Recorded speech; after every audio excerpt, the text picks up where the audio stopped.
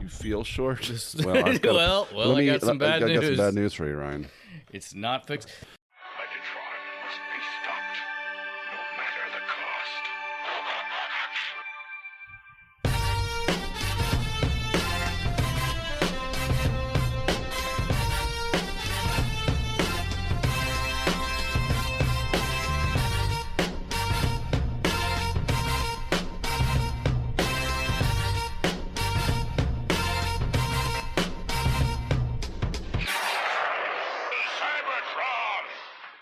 Hello, friends, and welcome to the Autopod Decepticast, a bi-weekly podcast delivering an episode-by-episode breakdown of the Beast Wars series, but not today. No, we have something different. Yeah, this is your host, Caleb. I'm Ryan, and Aaron is still out. still not here. He's back from Antigua, but With Ed Begley Jr. and we were going to record on Juneteenth, and I've gotten in my notes here, we're recording on Juneteenth, and I'm camping this weekend, but nope, Ryan got sick. Yeah, it was bad. So I got up. Okay, so I got up at like 4 a.m. and threw up, and then I went back to bed, and then I got up at like 7 a.m. I'm like, maybe I can push through this. I felt like I had malaria or something. I don't know what it was. It was pretty much done in 2 days. But yeah, 2 days. Ugh. Yeah, it was the better half of 2 days, which was great when you're on vacation, because I was on vacation that week. No, I didn't get sucks. as much done as I like, which it's always funny whenever I'm like, oh, I'm on a staycation. You know what I'm going to do? I'm going to cut those pallets up in the garage. I'm going to make some shelving for the cat. I'm going to make some shelving for all this stuff. all my toys. I'm going to record a podcast episode. I'm going to definitely record it. But yeah, and then I got up at like 7 a.m. and I'm like, well, I could probably push through this. And then West was trying to convince me, baby, you should just cancel. And I'm like, I could do it. It's like Duff Gardens. Hurrah! Hurrah! Exactly. It's exactly. Was that the sandwich episode? Uh-huh. It felt like that. And she did say, did you leave something out too long and eat it? Which is very funny, because it's very, I could totally have done that. I don't think so. But then I puked a second time at like 8 a.m. and I was like, you know what, babe? You are totally right. Yeah. So I felt so bad because I had to call and cancel because I knew you were camping the weekend after that, or that weekend, and so you couldn't record. And I texted Caleb, or I called Caleb, and he was like, "Hey, no, it's fine." And so we rescheduled for the 28th, which is today, and the episode comes out tomorrow, June 29th. It worked out well for me. I worked really hard to step into Aaron's role for this episode and did all the notes and stuff, because last time we did this, I didn't. Not only did I not do the notes, I watched the entirely wrong episode and then fell asleep in the other episode where Mike was on. So that's the notorious Cybrid episode where he's like, the twofer. Is he asleep? And I was. That's what really... Well, that's when we were still recording, sitting on the couch. That's when we really decided, like, we need to get off this couch. Yep. And in retrospect, I can't believe we used to sit on that sofa and record episodes. Our backs certainly did not appreciate that as middle-aged men, God, that was crazy. This is much better. I'm much more awake in these situations. Yeah, now. The podcast bought us some chairs. Yes, it did. So yeah, we did not record on Juneteenth. I did prepare for that. I was going to camp that weekend, and I did camp that weekend. Oh yeah, and I had a pretty interesting weekend. Was that the week where it rained for like the entire week, or was it dry that day? It was hot. Weekend. It was hot and dry that weekend. The water was up, but not dangerously so. We had a good time. Had a very Missouri experience on the river. Fantastic. Was it the Mayor of Titty City? Well, possibly. So there was a lot of people on the river, younger people, and they were partying, but they weren't too bad. But there's just stuff going on. Okay. And there was a Mennonite family that was also floating. So we have. In Missouri, we have Amish and Mennonites. Mm-hmm. Mennonites are Amish light. Like they go to Walmart. I don't really understand the point of being a Mennonite. If you're like, I guess this is so ignorant. It's different sects of fundamental. Yeah, I've just never understood. Like, you drive a car, you're going floating, and you go to I'm like, what? Why? I guess the uniforms are cool. They're not. Cool. I guess. Well, the uniforms. Yeah. I'll bleep this name out. But did you know that had a huge Mennonite like fetish? No. Yeah, she just was DTF Mennonites. I didn't know that. Oh yeah, I don't remember how it came up. We must have been hanging out one time, and they are. Or we went to the store together, and she saw one. They are strapping young men. Yeah, and dude, if you need something built in like 4 hours, they'll do it. It's crazy. Yeah. They're like Amish and Mennonites. Yeah, they can frame a fucking house. Fuck yeah, build your deck. Yeah, they can tear down. They can tear down stuff. Oh, too. that's right. You told this story. Yeah, like where I had there was like a family that like knocked down the barn. Mm-hmm. When I first told you that story, you thought like they just showed up at random. I thought it was a roving and, gang like, of just tore down the barn, just Yes. like pillaged. Yeah, no, we paid them to do it. fuck this barn. They did it cheap, and they basically scrapped everything they possibly could out of it to incorporate into their own structures. Yeah, of course. Yeah, to use, Waste not, and that want not. is, yeah, that's great. Like it's amazing. So it was a family. It was their mother and father and kids, and they had a shitload of kids. Yep. And the boys were allowed to wear shorts or kind of cutoffs and button-up shirts. None of them had hats on, but they had like shorts and button-up shirts, and were in the kayaks. And the mom and dad were on the canoe. They brought food, and the women and the young ladies and girls, they had full dresses with bonnets. Mm-hmm. So part of me is like, I bet they're really hot. On the other side of that, they're not getting sunburned, which is Well, in the parts that are covered, I wonder if they do wear sunscreen. I don't know, but I mean, they're used. Obviously, I would think they're used to working in. I mean, it wasn't phasing them. They're used to working outside and not. And I don't know. I don't think they have central air. Yeah, I would. So that makes sense. They know how to deal with it. God, can you imagine? Like before, like 100 years ago, nothing was air conditioned. Yeah, isn't that crazy? And I have watched videos about how people lived, and that's why in old schools and old buildings you have that little window at the top of the door that swings open. That was to create a draft. That's why windows in older buildings are so tall too. Like you had to have room for the heat to get up there. Right. You didn't get into lower ceilings, commonplace, particularly like drop ceilings, until there was AC, and then they started putting drop ceilings in because it cut down on their energy use for air conditioning. Exactly. So So I mean, this is something you never think about until you are interested in stuff. But like, yeah, that's the most ridiculous statement. You don't think about something until you're interested in it. But I'm just like, I just think sometimes about how many people walk around and don't imagine a world where we didn't have this. Yeah. And it wasn't that long ago. Yeah, exactly. And, it was like air conditioning in cars didn't happen until the 60s. And the majority of people in the world still don't have central air. Exactly. Yeah. Like and I will say, for people that don't live in the Midwest or the South, and if you haven't experienced humidity until maybe you have, but I'm just saying, it's trying to live here without AC it would be brutal. Well, like around in the South and in the Midwest, people would sleep like literally under the house. Yep. Like in on the ground or out on the porch. Yeah. You see that in Rear Window, the Hitchcock movie. It's set in New York in like I think 61, 63, I can't remember. But people are sleeping out on their balconies because like central air or even window units still are not that super common in some buildings in New York. In St. Louis, there's pictures of we have Forest Park, was a giant park, and there's pictures of where like if it was a particularly like really hot day, families would all go to the park and they would all camp out in the park and sleep in the park, and hundreds of people doing it. Not intense, really, just out. Just out. They're like, it's fucking hot. We're going to go sleep in the park tonight.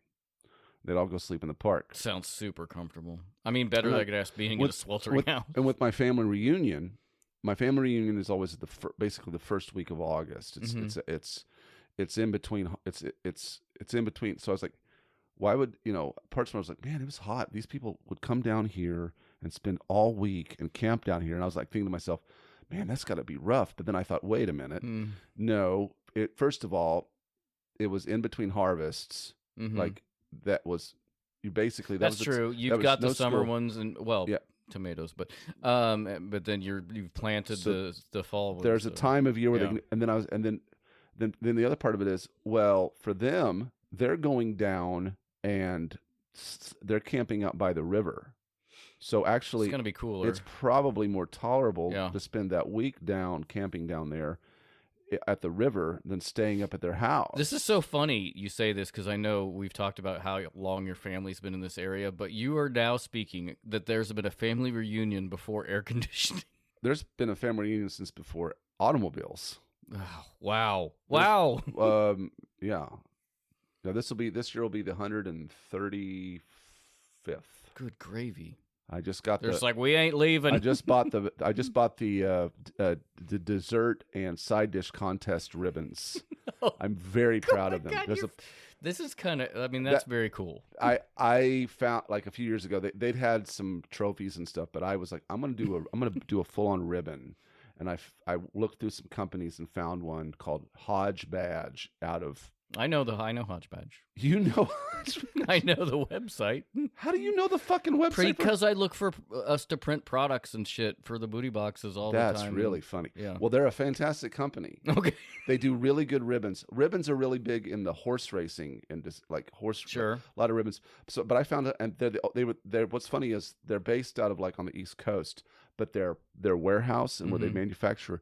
It's up in like Washington, Missouri. Okay. And so there's these beautiful badges that they make, and they printed like the reunion logo on them, and I spec'd it all out, and now I just order the same ribbons every year except have them update the number. And maybe I'll send some pictures to you. You can that's funny because actually Wes and I are going to my paternal family reunion on the 2nd of August. What do you know? What do you have? Is there do they keep track of numbers or anything? No, I don't know. This is the jet reunion? Yeah, the jet reunion. I don't know that it like this. I think it became a thing literally like when my grandmother died. That's what kind of was the catalyst for people getting together? I think, yeah, because my dad has 7 siblings. Well, not anymore. He did. One died. One suicided. Jesus. It was originally 8 siblings. He suicided himself in his 20s. He didn't suicide somebody else. David Jett, which this is a fun thing. One time, my dad told me that I reminded him of his brother because it was part of him being concerned with how I was acting in my 20s. Oh yeah, okay. Well, but yeah, so it was basically like his dad was like, I didn't think we'd be getting together anymore, but then my sisters, like his sisters, basically took over getting everybody together. So it's like a one-time deal. It's one day. Yeah, dinner. Well, I mean, not necessarily. Like I think they're going to the winery either the day before or the day after. That's cool. But it's in Bell, Missouri. I don't know where Bell is. If it's near a winery though, it's up near the river. It's the Missouri Bell, River. Missouri, near Bland, Missouri. It's Bland? about Bland, Missouri. That's where my dad. That's where the house was. That's where my dad grew up. You know what their school colors were? I'm hoping they were just like gray and white. Gray and black. Yeah, that's where I love it. Bland listeners, especially you all that overseas. Please come to Missouri. We'll take you to Ryan's ancestral town of Bland, Missouri. I walk around it, and it is weird. It's one of those dying towns, basically. Yeah. It's so tiny, but yeah, they had a farm, and so I do imagine everything in my dad's childhood as if it were in like black and white. Yeah. I imagine it being like fried green tomatoes. You know that movie? Mm-hmm. Yeah. It's not that interesting. No. It's about, so you know where Rolla is? Yes. It's like maybe a third farther from there. Like from here to Rolla, I don't know. How far is Rolla? 75 miles? Rolla's 100 miles. 100 miles. So it's about 150 miles away. Oh, so it's just straight up north closer that way. to Sullivan then? Yeah. I don't know Sullivan. Well, anyway, this has gone on too long. Well, what's funny is, so let's back this up a second. All right. Because we got to get back to the river. Oh, be going God. to the Oh, river, that's right. That's where we started there. But to back it up, family reunion, yes. This will be 135th. It will be hot. I've got the ribbons for it. I got all them ribbons. It's a week long. It's a week long fucking reunion. I know I've talked about it before, but it's a week long reunion. That's awesome. I won't go into detail on it, but I could go on and on about it. It's pretty fascinating. That will be Reunion Cast coming soon. Yeah, I helped turn that reunion into a not-for-profit. That's fucking. Yeah. Anyway, Look at you. because I needed to get I wanted to get insurance for it. Sure. Trust me. Back that up. We go into the river, hot clothing, Mennonites. There we go. Made it. So anyway, there's this family of Mennonites, and they got, they're clothed, and that's interesting. And again, I don't know if this happens in other states, but this is definitely a Missouri experience. Right behind the family of Mennonites, I look, and there is a raft, one of those inflatable rafts, full of topless women. Oh my God. It was a man, I guess the mayor of Titty City. Yeah, but sure. And Incumbent. 3 women with those pride fans that, you flap those pride fans like. Yep. They had them. I don't know if they were. Well, really, it was Pride Month. Yes, and their titties. Wow. Free the nipple. Yeah, so titties. So they were right behind the family of Mennonites. Weird, but you're right. That's a very. I mean, you talk about a Missouri juxtaposition. Yeah. We have all kinds. It was from one extreme to the next. And I'm just wondering. I mean, I would imagine those Mennonites were. I do wonder about how they dealt with that. Well, if you said hi to the Mennonites, they were, particularly the women would not. They would not. Sure. The men would be kind of like, hey, but yeah. And then in that environment, they were just. I bet they were like, blinders on. Yeah. I don't paddle, see that. paddle. We don't see that. Yeah, right. You totally see that. You'll be thinking about that for the rest of your life. Funny. That's like the polar not the polar opposite. I mean, not to say the Mennonites when are else bad are or they anything, going to see titties? But it is like behind a religious sect, there is like, ooh, pride, look at my titties. Yeah. Like that is. Yeah, it was interesting that they made a decision to float because there's I didn't know they did there's that. a lot of skin on a float trip. Yeah. I mean, that's true. They knew what they or if they didn't, or they didn't. They should, but they knew what they were. They're in the world. They know. They've been to Walmart. They've seen the woman without bottoms at Walmart. True. It's true. So I did camp. It was a good time. That was one of the things that happened, and here we are. Yep. Without Aaron, he is still taking some time off. He's doing some. June was very busy for him, so it'll be nice to have him back. Sorry, not to circle back because this has been a long thing, but whatever. We haven't recorded in a while. Totally. Whenever I was sick, I was also coughing a lot. I coughed so hard that it felt like something got loose, hurt. Like it felt like something was really bad in my abdomen. Yeah. And it was just basically, in old man terms, I basically just sprained my lower abs. Sure. But for a while, I thought, is it a hernia? Am I dying? Well, I thought because then I started Googling hernias, and I'm like, no, they don't really happen in the place that it hurts. And then it went away. But also at some point, a couple of days later, I thought, do I have appendicitis? Right. So I was not concerned enough to go to a doctor. So 14 years clear on that. I can't believe you haven't been to a doctor. I know. I definitely have to go for several check-ins. Just get a physical. Yeah, exactly, and I do. Like I do have to go. It do you because you need to start getting. Yeah, because I'm almost 50. Yeah, you need to start getting the finger up the bum. Exactly. Yeah, I need a Trust me. colonoscopy and Colonoscopy, definitely. Prostate exams. Yep. Definitely, because those save fucking lives. Yeah. And also, they're kind of a good time. Sure. I mean, it's free. It's not free. You're paying for it. Your doctor's like, this is you've done this before. That's so funny because like whenever I was sick, West was off that day, and we just sat on the bed in the living room and watched like 4 movies and a bunch of YouTube. And one of the movies was Cosmopolis. I don't know if you've seen that. It's great. It's a David Cronenberg movie with Robert Patrick. Oh, God. Robert Patton. Okay. And it's fucking great. But there is a point where he is getting, Robert Pattinson is getting a prostate exam. In a Cronenberg movie. Yep. That's not going to go well. Oh, that worries me. I won't.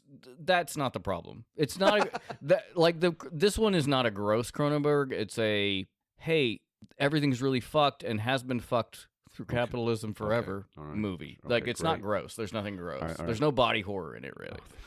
So the prostate exam and the doctor's done and he's like, "Huh, you have an asymmetrical prostate," which becomes a through line in the movie to a weird degree. But that's funny. Okay. I'll just don't worry about an asymmetrical prostate. Oh, okay, I won't. But yes, I do need a prostate exam, and I need to get blood pressure and like blood work and all that. Yeah, just do it. Yep. Okay. The problem isn't doing it. The problem is like getting there. How do I find a doctor? How would it even occur? Just make. You know what's funny that kind of freaks me? This is just. I definitely need to also see a doctor if I have like some kind of anxiety disorder. I know I have an anxiety disorder, but if it's related to ADHD, because about 20 years ago, I did go to get a physical, and calling to do it, the woman seemed confused as to what I wanted, and like I internalized that as I'm being stupid, because it was like, I just need to get a physical. She's like, oh, so okay, I literally remember this conversation that meant nothing. Right. But that is another thing where I'm like, oh, I don't want to go do it. What if they don't know what I want? They'll figure it out. Trust me. Yeah. I guess I've just had really bad experiences every time I've been to a doctor. That's too bad. Yeah. I like going to the doctor. I like going to the dentist, though. I'm weird. I really like going, and it's kind of a narcissistic thing. People are giving me like attention. Oh, I see. Oh, yeah, that's interesting. Here, lay down here. Here, we'll take care of you. Yeah, it's. I love it. I love it.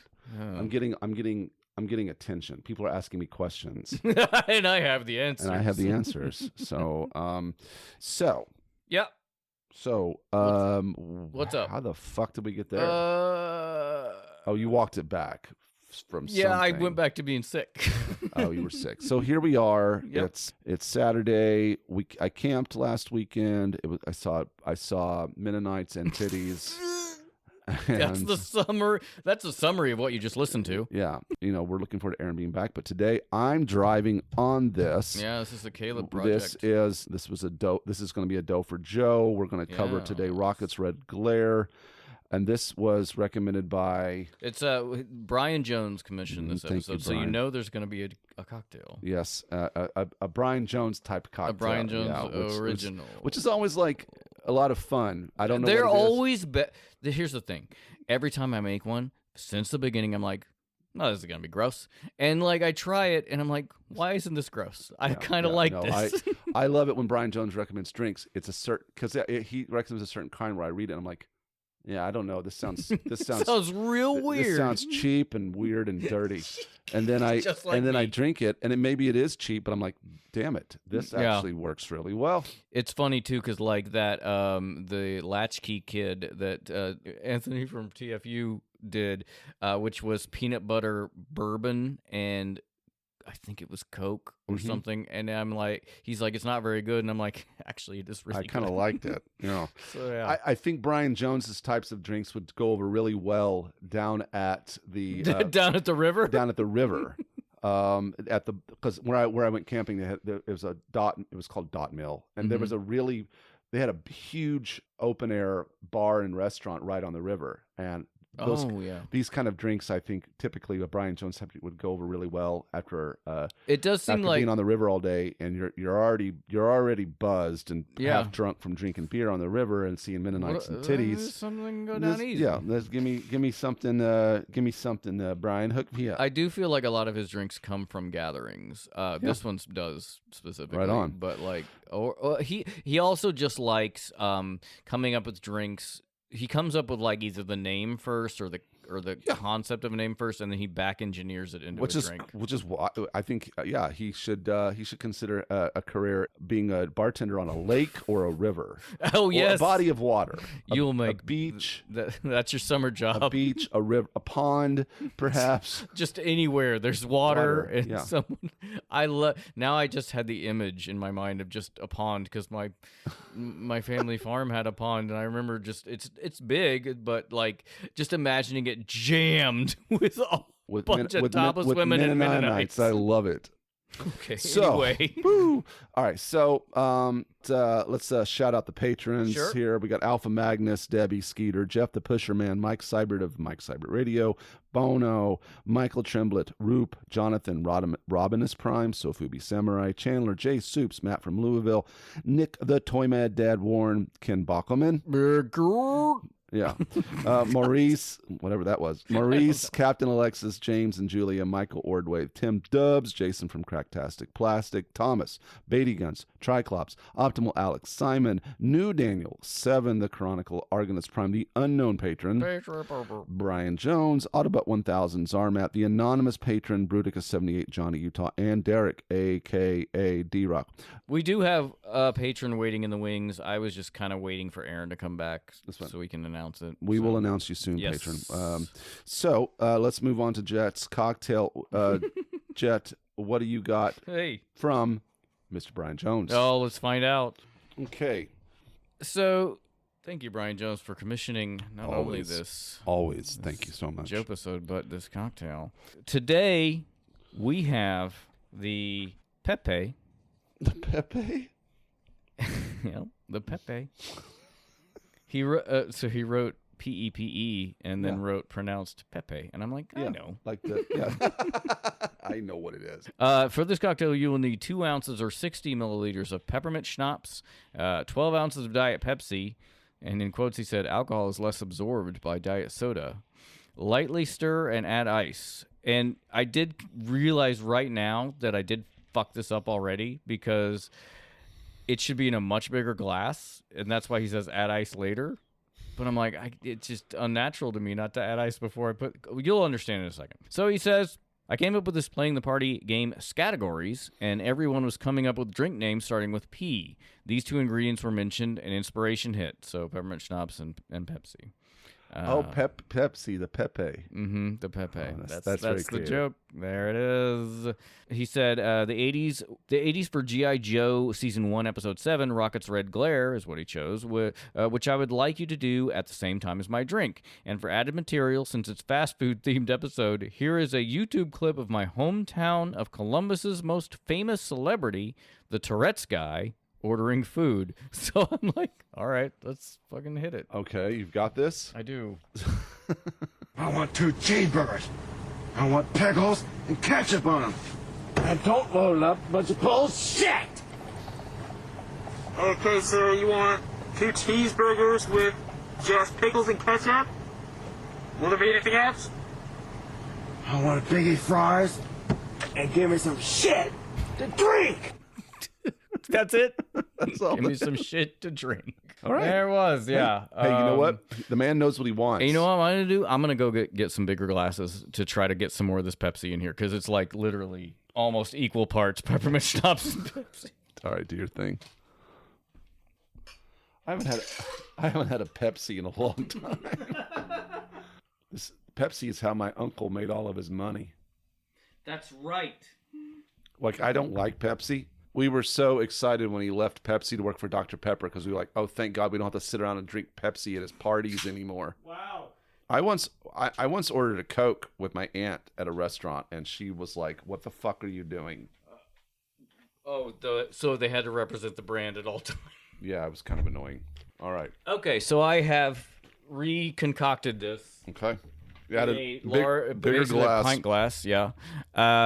This is the Pepe. This is the Pepe. With 2 ounce peppermint schnapps, 12 ounces Diet Pepsi. Peppermint schnapps with Pepsi. Wow, this is pretty good. Yeah.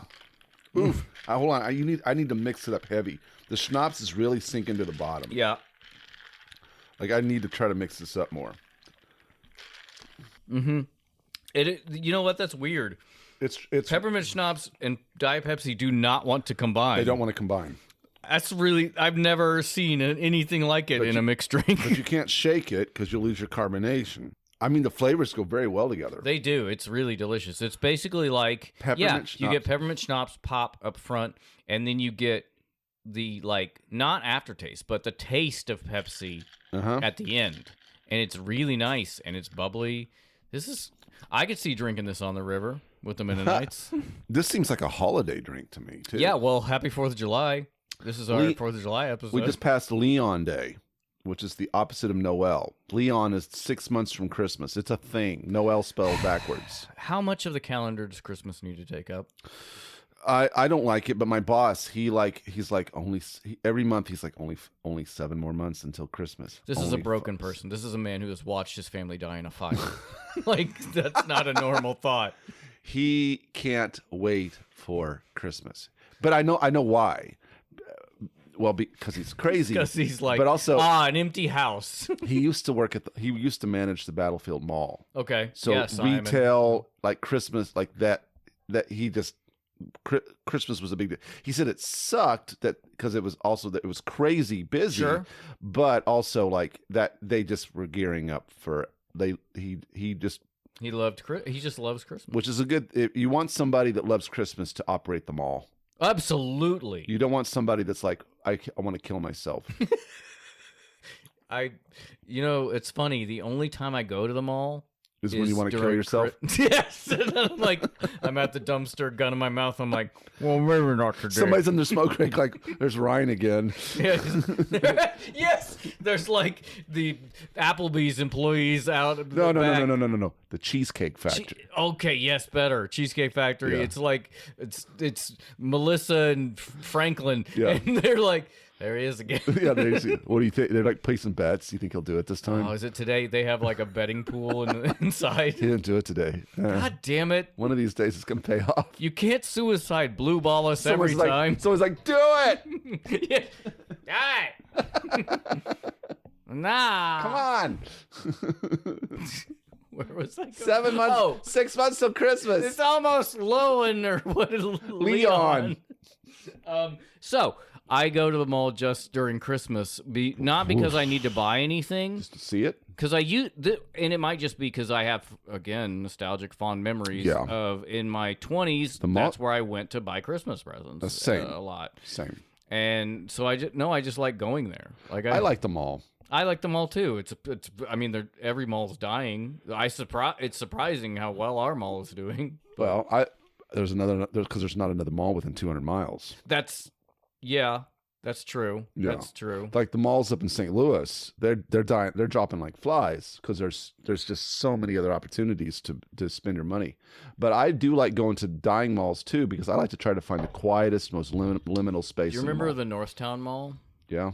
I remember going there very late, like right before it closed, because we used to go there a lot. I mean, it was kind of before the Battlefield Mall was a big thing, but as a kid, I didn't really go there.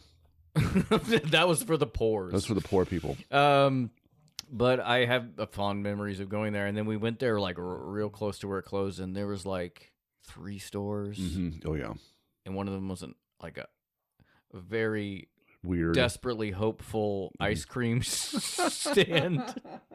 Because I'm like, of all the products, ice cream, you need to move it. We could go on. I've got some mall stories, but we'll save them for later. I went to a weird mall over in New York State when we were up there in New York City, went upstate to visit a friend, and there was a mall built around a cemetery. Okay. Around it? The cemetery was there first. So it's like a pentagon of a mall with a cemetery in the middle? Not exactly, but there was a very old cemetery there, and they bought the property, and people were like, "You can't take that cemetery out." So the mall, because they saw Poltergeist. So the mall, I don't disagree. You don't want to fuck with. No, you don't. I'm just kind of. I'm not. Yeah, I guess I am superstitious, but Oh, I'm not superstitious, but I'm more of like it is disrespectful. Yeah. It's sacred. So they built the mall like basically 3 sides around the cemetery. As you walk into the mall, as you walk into one of the doors of the mall, you look to the right, and there's a cemetery right wild. there. Why is this not a movie? Also, like Cemetery Mall. And it was a dead ass mall. That mall That's was hilarious dying. too. It was dying. Oh my God, this is our movie. This is our early 2000s Seth Rogen movie. There was some sad Cemetery stores. Mall, where the mall is dying, but it's also haunted. I love and they it. have to get it back and going. Call it Dead Mall. And they work with the ghosts to get the mall back to success. Dude. This is copyrighted now. Yeah, Just intellectual put it in property. ChatGPT. I'm sure it'll write it. Dead Mall. Call it Dead Mall. Dead Mall. I don't know. That's the working title while we produce it. That's a fucking good idea. It's not actually. It's not a really bad not that bad. All right. Let's put a pin in that. Thank you, Brian. Let's put a pin in that. We could sell that. All right. For buying us this. Dead Mall. Buying us this drink. You make it the next drink. Please call it the Dead Mall. I want to see what that's going to be like. That would be that's cool. So there's your assignment, Yeah. Brian Jones. We Yeah. won't charge you if you come up with the Yeah, Dead and we Mall. maybe will cut you a percentage in on our movie, right? Of our so script, much ad revenue script, coming in Dead from Mall. our buy us a drink. If you'd like to buy us a drink, you can do Yep. that. You can just send us so to buy us a drink. Let me Yes. explain the concept. Yes. Is us if you want to see a cocktail featured on an episode, you can buy us a drink. And you just send us $5 on PayPal at APDC. And tell me what you want to drink, maybe why, any backstory behind it, and we will make that drink on a future episode because it cannot make it on a past one. Thirsty, money, buy us a drink. Buy us a drink. And there it is. Last episode recap. The sky went red. The moon went boom. The Vox said bye and sealed the beast's doom. Megatron grinned. He rigged the game. He let poor Optimus burn in flame. But rest assured, we're not yet through, 'cause season 2 brings bots brand new, which you will find out on our next episode. Yeah. We kick off season 2 of Season the 2. Beast Wars. But today we have Rocket's Red Glare, directed by John Gibbs and Terry Lennon. Writer is Mary Screens. The Joe episode air date was September 24th, 1985. It was season 1, episode 7 of G.I. Joe. Yeah, I think it. I was looking at the production. Oh, shit. I just forgot to say this at the beginning. This Oh yes, this is Rocket's Red Glare. This is but also this is APDC episode number 250. That's right, 250. We made it to 250. What are we gonna do for 300? I don't know. We got. We some didn't time. do any. We don't do anything for the mid-anniversaries. No. We're Centaurians. Yes. Yeah. We're Centaurians. We're centaurs. Oh, I was gonna say. I think this is. You said the 7th episode aired, and it was. And I was looking at the production schedule. I think again, like a bunch of these shows, this was the 12th episode created. But the Okay. 7th aired. Interesting. Okay. Guys, I appreciate your patience. I'm driving today, so we'll see how this goes, okay? So what we have is a bit of a backstory on some of the writers. Mary Screenies. Scrainies. That's definitely how it's pronounced. She wrote 3 episodes for G.I. Joe. This one, and then 2 other episodes called Bazooka Saw a Sea Serpent and Iceberg Goes South. I'm so hot. Goddamn, I miss icicles. Oh man! Oh. Frost, Ernest Shackleton. The Northwest Passage. What is it in South America? The tip, the great, not the Great Horn, but the Cape of Good Hope. Oh! Wow. Okay. Yeah. So she did that, and she also wrote one episode for Transformers. Can you guess which one, Ryan, that she would have written for the Transformers G1? I feel like I haven't looked at my script deviations or anything since we wrote this, so I don't. I feel like I would have discovered that. Is it? I'm stereotyping. Female writer. Yeah. What would be a episode that you would think in Transformers that a female would write? Do you know? Okay, what season? You don't remember? No. Is it the one where they introduced the female Autobots? No, but they do introduce a female robot. Oh, it's the ninja episode. Yes, that's correct. The face of the Najika. That's season 1, I She think. wrote the face of Najika. I couldn't remember that. And I'm sorry. She wrote 5 episodes for Jim. So Cool. I love Jim. Me too. They have, you know what? They have really good fucking songs on those. They do, and the story is way better than you expect it to be. It's like there's a through line from the beginning. It's really way better than it has any right to be. By the way, listeners, if you want us to do a Jim episode, absolutely, we will do a Jim episode. I'll have to think of a great name for like Jimpisode. Yeah, That's but bad. like Doe for Joe. Oh, J for Jim. Anyway, we'll figure that out. Okay, I'll be thinking that's a about it working while title. yeah, something for Jim with it starts with a J, or rhymes with Jim. So there you go. John Gibbs, which is the director, was involved with Joe, Defenders of the Earth, and Muppet Babies, which, again, I would also be keen on reviewing those for money. And I thought of the names Bucks for Babies or Moolah for Muppets. Bucks for Babies sounds awful. It does sound bad. Moolah for Muppets? Yeah, you're right. We're gonna get a lot of weird requests for yeah, that. sorry. Bucks for Yeah. Babies. Terry Lennon is a graphic addition. It says he's listed as a director, but he was a graphic and digital artist involved with Walt Disney, Smurfs, Muppet Babies, Mickey Mouse Clubhouse, and other things. He's still kind of in the game doing I'm some actually stuff. really glad you did all that because I didn't dig.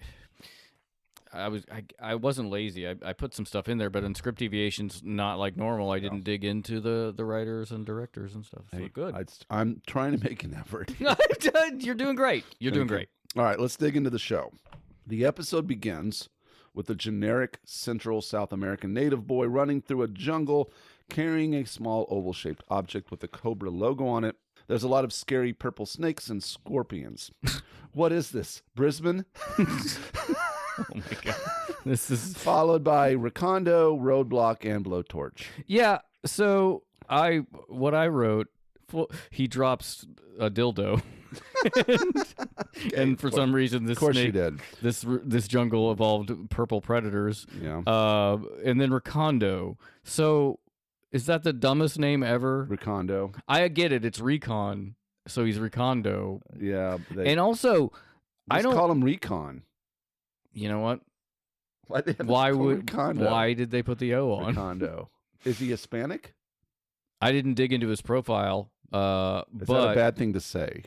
no, Okay. I don't know. I'm just trying to figure it out. Ricky Recondo. Yeah, Ricky Recondo. Babaloo, Babaloo. Ricky Recondo. Cobra, you got some explaining to do. That's fucking awesome. All right. I don't remember well, I just don't remember him in other Yeah. episodes. I don't And I'm either. like, did they just retire this guy real fast? Or I don't know. because I like him. yeah, I mean, again, well, I think I have this note later, but this is a very early episode, Mhm. episode 7 of season 1. So I feel like they're doing a lot of explaining like who somebody is, what they name Sure, a lot of the vehicles in here, which is also helpful. But I will say is very helpful even in going through like what we watched in other seasons. Like they are pretty good about naming somebody if it's like a B or C character. Yeah. But yeah, there's a lot of like, the names of these. Sure. Hey, you know that we make toys? Yeah. They're getting him. They're getting him out there. So yeah, that was Roadblock and Blowtorch. That's right. And Recondo. So It's Roadblock. not the heat that gets you; it's the humidity. Roadblock is having a hard time. And then listen, it brings it back to humidity. I get Exactly. it. I get it. Roadblock complains about how hot the jungle is. The native boy runs towards a Central American step pyramid, then stops at a ravine, and a bridge quickly extends for him to cross, which allows him to enter the pyramid, which is a Cobra base where Destro and some Cobra troopers are. Destro scolds the boy for being late Yep. again. You So he's been late. disappoint me. He's like Megatron. Once again, you disappoint Yeah, me. I mean, what's he? Come on. I'm like, oh, I'm not gonna. He also, I'm sure you're gonna say, refuses to give him the gold, but I'm like, you disappoint me. I'm like, I'm just a boy. Yeah. I'm like, I don't know what. you've destroyed my village. No blowing lesson. It's just a series of Now hand gestures. get into my quarters, and I will see you later. Well, you made it sadder. It's already sad. It's definitely the rape of an indigenous Yeah. culture, but but the good news is he does spare the boy's life. yeah, But he denies him any payment. no gold. No gold. Now get into my room. Yeah, So then, that's horrible. yeah, I know. I'm sorry. No, it's fine. But that's what's going on there. So then the Joes just walk right up and look across the ravine. Yep. Ha ha, Destro, you tough. You were so safe, but we have a bridge layer now. Ha ha ha. Naming the bridge layer. It is funny. We just cut to the Joes basically laying the bridge and just fucking up the ecosystem also. Yes, just yeah. driving through the Oh, jungle. yeah. They cross the ravine and they start blowing Cobra's shit up, Mm-hmm. which Cobra is so surprised and mad about this. Yes, I guess he's very shook. Like, he the can't yet to be believe named this is happening. project, I guess, was near completion, and this interruption's unwelcome, which I guess Yeah. every interruption by GHO would be unwelcome. Yeah. And then, speaking of being destructive, Blowtorch just yes. burns his way through to an inner chamber. He just burns his way through everything. Yep. That's burns it. his way. I mean, he has one reaction to everything. Yeah, just burn it. So he burns his way through to an inner chamber where Destro is putting the finishing touches on this dildo of yours, and Blowtorch burns down the door, and Destro goes, "Stop that man!" So Blowtorch keeps burning shit up, and Destro escapes to a secret door. And of course, I like how Recondo says Destro was, quote, closer to completion than we thought. It's edging. It's co-bredging. Yeah. I did so. Yeah, Blowtorch, according to his card, I kind of zeroed out this. It's Okay. supposed to be Irish, but Yes, it's like yes. the weirdest Irish accent I ever heard. It seems like he's kind of channeling kind of a Scotty kind of deal. Yeah, Kind of. yeah. So what did you find out about Blowtorch? Well, when I watched this, I was like, how would I do an Irish accent? I'm like, I think I just kind of Irish or Scottish? He's Irish. Oh, my bad. I'm Yeah. sorry. So I would like, well, I guess I'd kind of do something like this, but I am like, this is also a cartoon, so him being Irish, I guess I understand. So he's voiced by Michael Bell. I'm trying to understand Michael Bell's choice of what he's doing here. I guess it's fine. Let's just capture some of it here. Oh, for those of you who don't know, Michael Bell also voiced Prowl in the original G-Run Transformers, and on our Discord, I think it was Johnny Plugcheck, that said that he also on Thundar voiced Yonda, which I didn't. Cover me, you old goats! Yeah, that was one of the ones I wanted to watch. And then I think the other one was at like 350. Impressive, but too crude and too late. Farewell, Joe. I had him, and I blew it. He was so close, too. You know, he should say something like, I had him and I blew it, just like when I blew up that those Protestants in Belfast for Sinn Féin. Because, I mean, you need him to, he's Blowtorch. So you got him to have him have some sort of background working for the IRA. Oh, or yeah. They certainly Sinn Féin. want to work that into. I had it and I blew it, just like I blew up that car with that unionist in it. Some jerk will name. That's not Irish. Some jerk will name some stupid bar drink after what we were doing for freedom, and it's like an Irish car bomb isn't even very good. It's not delicious. I'm offended on many levels. So we I'm saw. sorry to our Irish listeners. That, That was a hey, bad you know, accent. you That know, was as good as Michael Bell's accent. know. I think that was better. I'm just trying to figure out this character. Like he's Irish. He likes fire. He surely has some kind of background in the Troubles. Sure. He's got something going on there. So anyway, as we see, Blowtorch runs up there and Destro escapes. Just by this, he goes behind that door at the last moment, and he's like, "I had him I almost had him. Bye. And I lost. And I lost Now him. you're just And they just punch Lucky him. Charms. Yeah, they're always Always trying to get Lucky Charms. magically delicious. So Destro escapes, and the Joes destroy yet another structure of historic cultural significance. Destro flies to another Cobra base, where Cobra Commander and our favorite evil twins, Tomax and Zaymot, are there. I love Tomax and Zaymot. I love they're when so weird. Oh, they're great. I love them too. That was an amazing character development choice. Like, it took me way too long as a kid to realize that Tomax was Zaymot backwards. Well, it's like Noel and Leon, like Noel and Leon Day. Oh, it's all coming together. It sure is. Maybe your boss is a big fan of G.I. Joe. I'll have to talk to him about that next week. I did love when we cut to that, like just seeing the Cobra, like grunts painting stuff and like putting stuff together. Yeah. They were also ready for COVID. They're building. I noticed that. Destro says after 2 years of hard work, the photon disintegrator is safe and ready for use. Is it the photon disintegrator? Is a nonsense term that's like Flint Dilly level bullshit plot device. It's going to disintegrate your photons. Yeah. What? Yeah. What does that mean? What was that? I don't understand. That's the kind of sunscreen that I used on the river. Photon what is it? Photon Disintegrator. disintegrator. Yeah, man. Oh, so it incinerate. I feel like that would cause some kind of nuclear action Hey, where it disintegrates whatever- photons on your arm. Whatever it takes to prevent a sunburn. Hey, man. Yeah.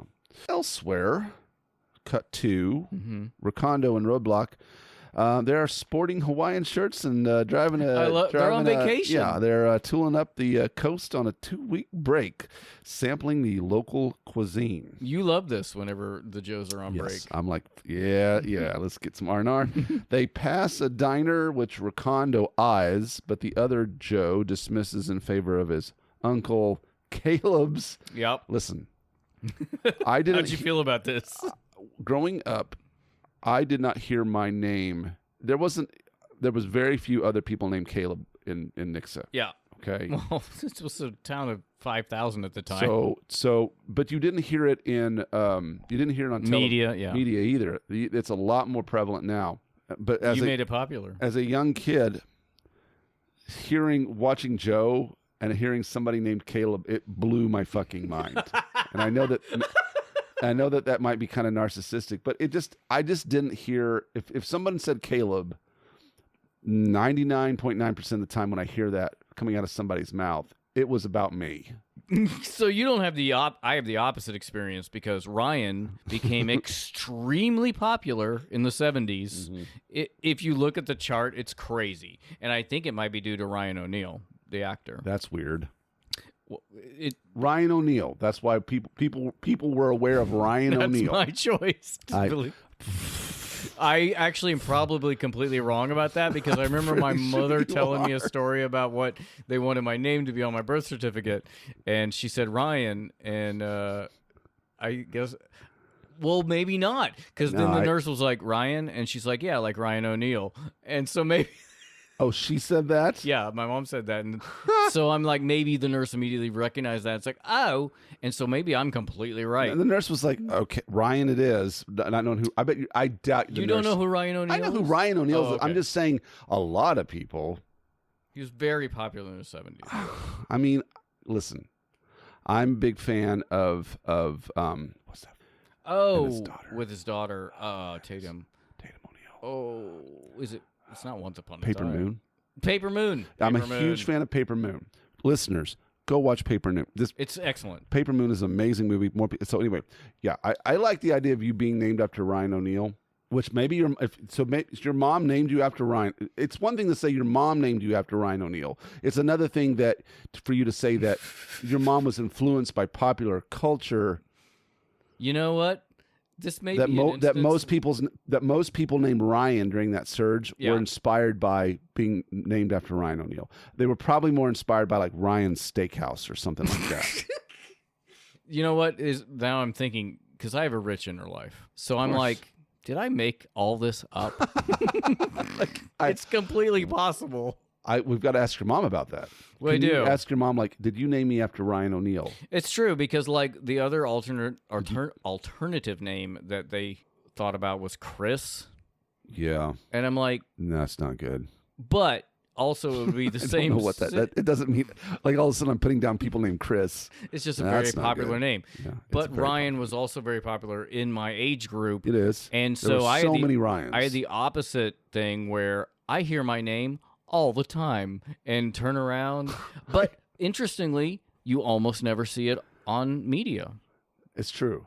I was meeting a person for a coffee yesterday that, and I'm not going to get into it, but I never met this person before. It was like kind of a business meeting. Mm-hmm. And we were at a coffee shop and they said, Caleb? And I looked around and then I noticed it was for me and I looked at her and goes, oh, I thought that was for me. Kind of deal like, oh, I'm named Caleb too. And I totally fucking did that.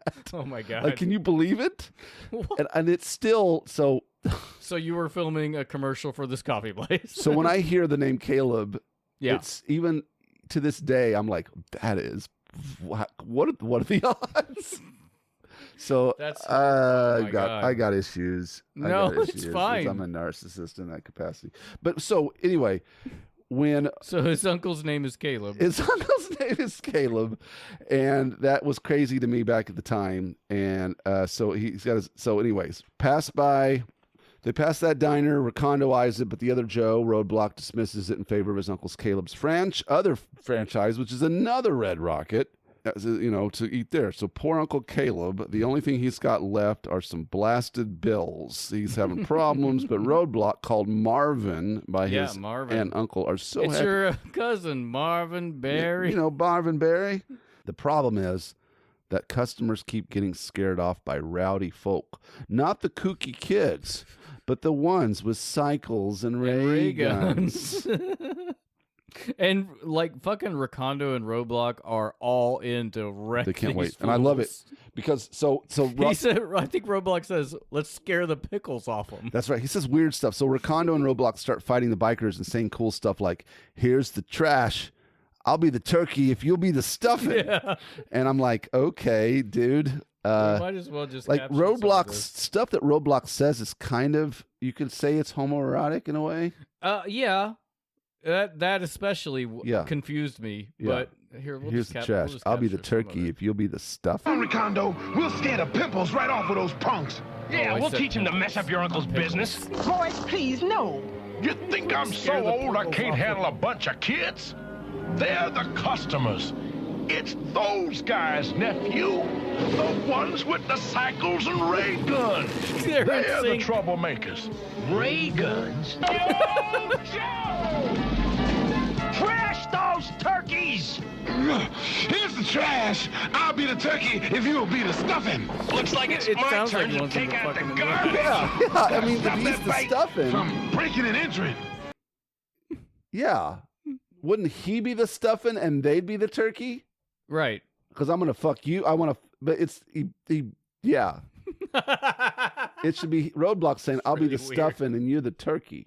Because I'm going to fuck you in the Right. ass. Right. But no, he's like, no, I want you to fuck me I in the ass. want to be in this writer's room where you're like, no, we're not moving on from this point. No, there's a problem with that. Well, that's not a problem. I mean, whatever he wants is yeah, fine. It's but just, well, I think we're just attaching sex to it. But no, the- we're not. the This line is really doesn't- happening. The line doesn't make any sense in the first place. Yeah, yeah. But So the bikers get scared off, and Roadblock says he'll slap him on the. Oh, here's what's funny. mm-hmm. I wrote down. This is what I first thought before I re-listened to it. Okay. I thought Roadblock says that he'd slap him on the buns and serve them for lunch. So he does. So What does he say? I don't think he says slap him on the buns and serve them for lunch, but he might. What does he say for real? Where is it? I was like, pretty I'm soon? gonna slap you on the buns. And don't come back, or we'll slap you on a bun and serve you Oh. for lunch. He'll slap them on a bun. He'll slap them on a bun and serve them for lunch. But he does spank his butt Yeah, I in mean, the video in the episode. show me. I didn't notice that part. Show Oh, me you that didn't again. see that? where he Hold on. slaps his own ass. He does, or maybe it's just a poor choice of animation. Don't come back, or we'll slap you on a bun. No, he doesn't and serve slap you for himself lunch. in the He ass. doesn't, but to me it looks.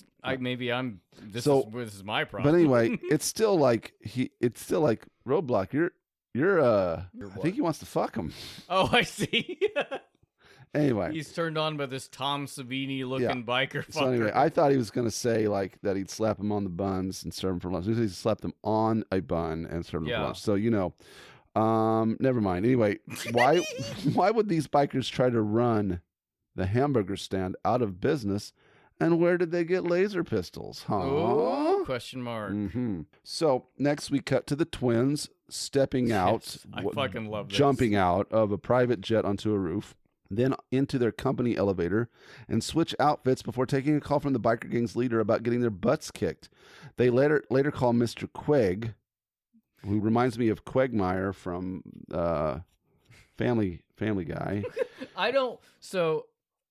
He's buying another restaurant on Extensive Enterprises' behalf. Yes, which is the twins' company. So not to get too weird about this, but so Tomax and Zaymot in this scene you just talked about are on a jet and they just fucking jump out the door. I love it. They're so wacky weird. They land on the roof. It's very funny. This is again where I'm like, I don't want to get too jet science about it, but jets can't really fly slower than like 130 miles per hour, which is 220 kilometers per hour, or 210 knots if you're on a boat. Okay. All right. Okay. So they would have to have been just splattered on this building, which I would love to see that fan cut. Yeah. Anyway, that's it. But it is awesome because there's so much. They are acrobats, but there's so much acrobatics they show off in this thing because I don't know if this is the first time I've seen them. They're the most, for me, they're the most intimidating cobras that I would go up against. Absolutely. 100%. They just seem very capable, which they're running the Cobra's front. What's interesting, corporation. I think about the twins is they're running a corporation. I think they're more interested in the corporation, and the Cobra stuff is just like to keep it going. Like they don't really care. They have they're neutral.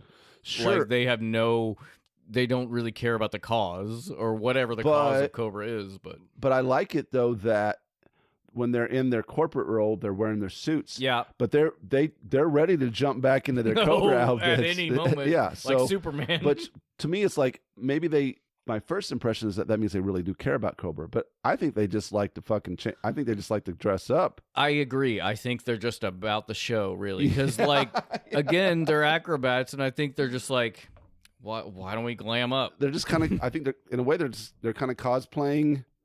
They're kind of cosplaying Cobra. Exactly. Yeah, it feels like a drag show where it's like, well, yeah, the outfits are cool. We're going to the Kentucky Derby. Here's my hat. Yeah, that's right.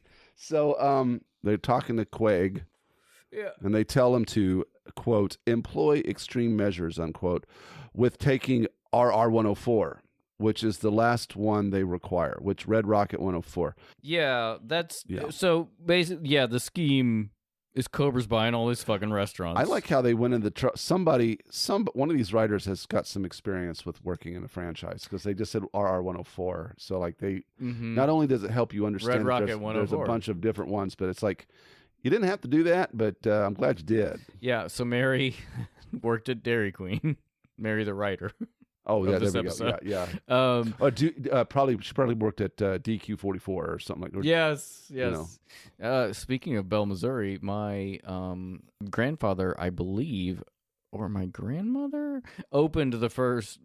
She not the first, but she was a Dairy Queen franchise. But this also may be completely apocryphal story that my father made up. Oh my God, we're the same people that they started selling or hot dogs or whatever. Anyway, they started selling DQ. Yeah. Listeners, some of you know this, but for a hot minute between basically the 50s and I would say the mid 90s, for the most part, if you were a small town, you had a Dairy Queen. You had a Dairy Queen. We had one in Nixon. Nixon had a Dairy Queen. That was Aaron's first job. It was. We shot a promo video for him for the Real World. It must have been there. It must have been super cheap to start a DQ franchise. Yeah. So yeah, for years that was the only restaurant. I shouldn't say there were some cafes, but for years that was the only spot in Nixa that was like a franchise from the 50s up until the Dairy Queen, the McDonald's got built in the mid 80s. Yeah, it was the 90s. The beginning of the 90s were the death for Dairy Queens. Yeah. You still find them though in certain small I'm towns. certain there's one in Bell, Missouri. Yeah. That one's still open. But anyway, so the point I kind of was getting at was like these Red Rockets. They keep calling them drive-ins, but they're not really drive-ins necessarily. I guess you can walk. I mean, I guess you can kind of drive up. Yeah, you kind of eat inside, but people hang out outside. Like a Steak and Shake, maybe. Yeah. Well, Steak and Shake is a drive-in. But it No, wait. Oh, I'm thinking of Sonic. There's Sonic. Yeah. Anyway. Okay, so a crew is putting one of those silver bullet objects. Those on the nose of the rocket of another Red Rocket restaurant. Why would you do that? And it begins to beep and blink red, and we go to commercial. So, so we're getting a little peek as to what's on what's like a warhead. It's so funny too. Well, I'll get to this later, but like, so all these Red Rockets have to have. I understand that this is super fun for an episode, and it is. Yeah, it is. But like, you don't need to drive in to launch rockets. No. From a practical standpoint, but I like how they're like that. That's how they're working. No, it's great. They've got these red rockets on top of these restaurants, and they end up being, it's a super fun, real fucking rockets. It's a super fun way for like a kids show to be like, how boring would it be for just rockets to come out of like a launching pad that you have put somewhere? No, it's we're buying up these franchise. I think this is really good writing. No, I think it is. And especially for the time, like we were talking about Dairy Queen, like, in the 80s. Oh, yeah. You had, McDonald's. Things getting bought up, yep. Yeah, you had franchises galore. And so it really fit in with people's experiences at the time. Like, they're eating at places, whether it's Sonic or McDonald's or Dairy Queen. It probably really, they could really relate to, they're like, there's this rocket up there. And it ends up being a real fucking rocket, I guess you could say it's a comment on capitalism, but I think more or less, yes, you could go there. So, buying up corporate. But on the flip side of that, if you back off that a bit, it's just fun to imagine all these restaurants to actually be. It's super fucking fun. And if I were a billionaire, I would definitely build a Red Rocket food chain for 100%. That's nice. So fun. Yeah. Not to blow anything up. I'm sorry, I'm not pretending like I'm becoming Cobra Commander where I like they're all live. You just look at your backpedaling. Imagine that building inspector. Like, it's like, does this pass code? Well, it's beeping and glowing, sir. Yeah. All right, so back from commercial. Yep.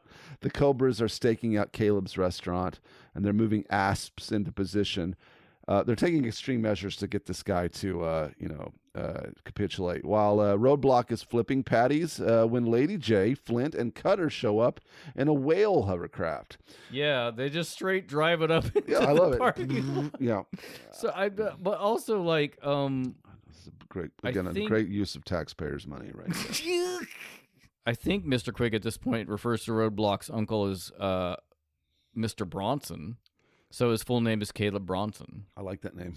It's a great name. He shows up to buy them out, and Roadblock pulls a Mr. Banks and Jazzy Jeffs him out the door.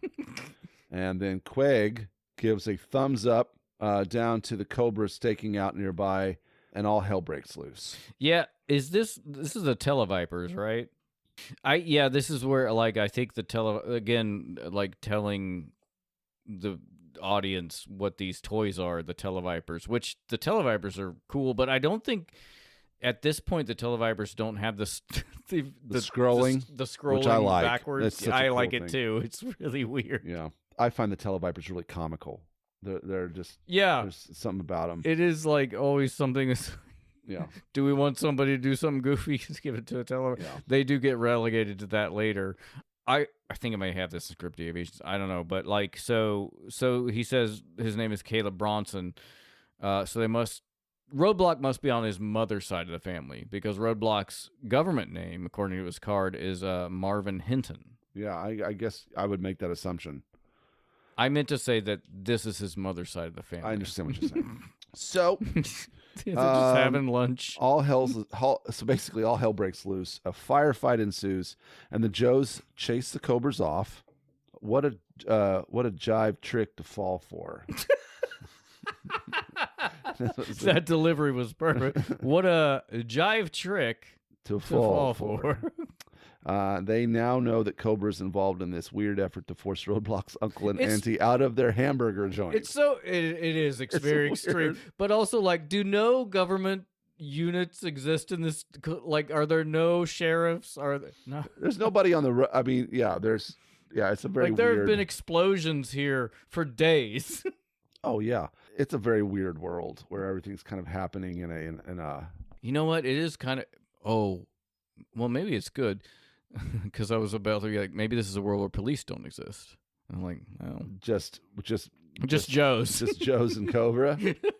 I get that impression. Yeah, fire. Yeah, no other like first. There's no first. There's no responders. fire truck. There's no first responders. Yeah.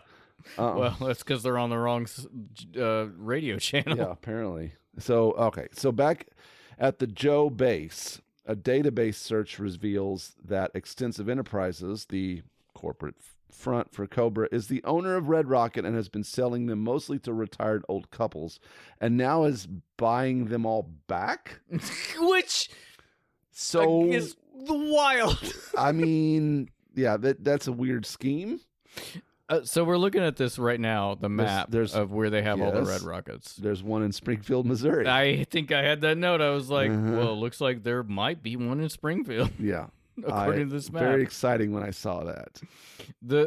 So the only one that hasn't been sold back to the corporation is Roadblock's aunt and uncle. And you're right. I didn't even actually think about that. Sold back to the corporation. So, okay, here's my It seems like a weird. Here's how I'm trying to work this out. What I think happened was this corporation, this Red Rock franchise, existed.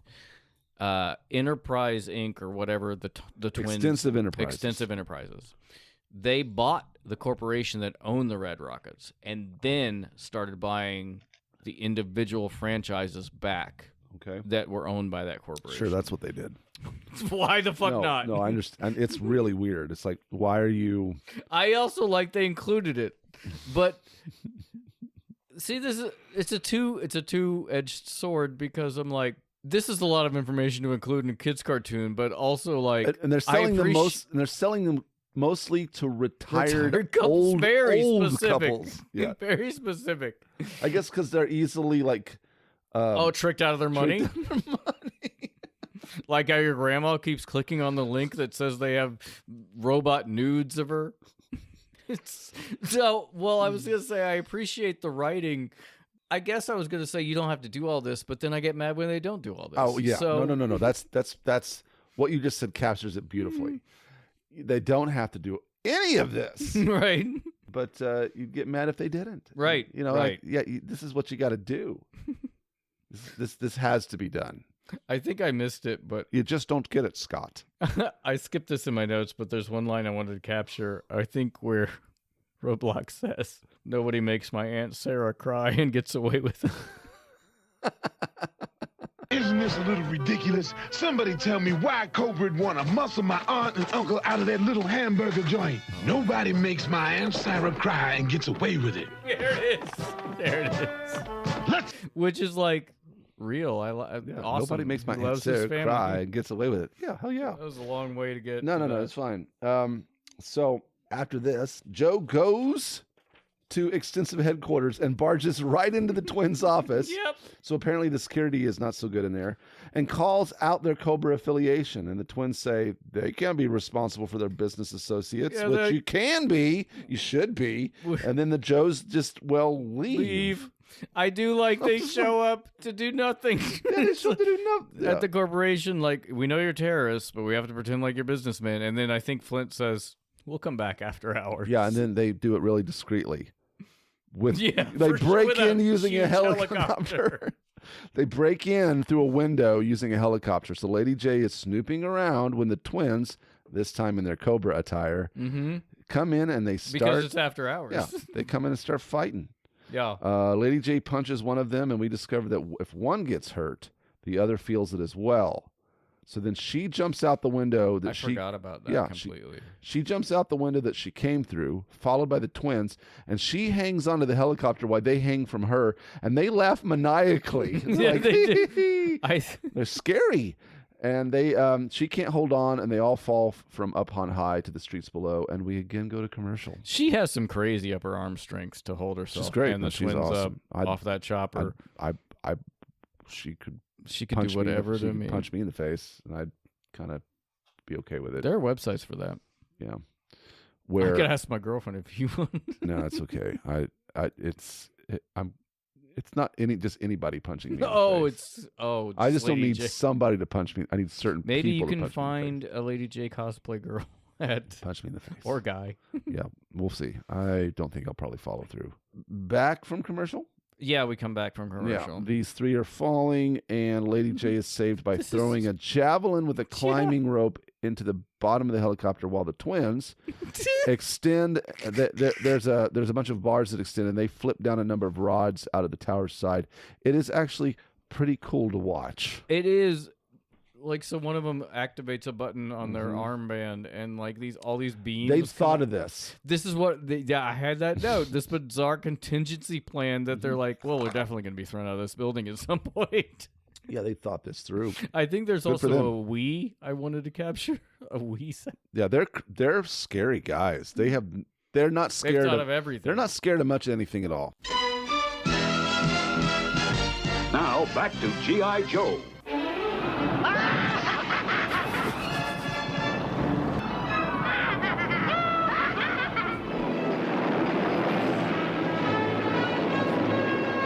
Maybe it wasn't a Wii. Maybe it was just maniacal, weird clown laughing as they're swinging freaky back and forth around these poles so they can descend safely. It is amazing. I love that so much. So Lady J's back in the helicopter, and so back to their discretion, their covert operation. Well, they see a televised ultimatum on a civilian's TV set through a window in a high rise. So they just stop there and watch it.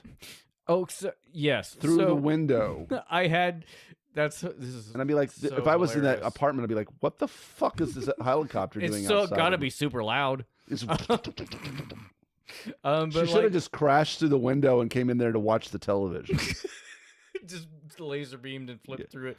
So this is like, when Lady J gets back in the helicopter, Flint said, how'd it go? And she said, I wish I hadn't had Peking duck for dinner, which is another. Peking it's just duck. like, that's so maybe. What does that mean? Maybe the Red Rockets had Peking duck.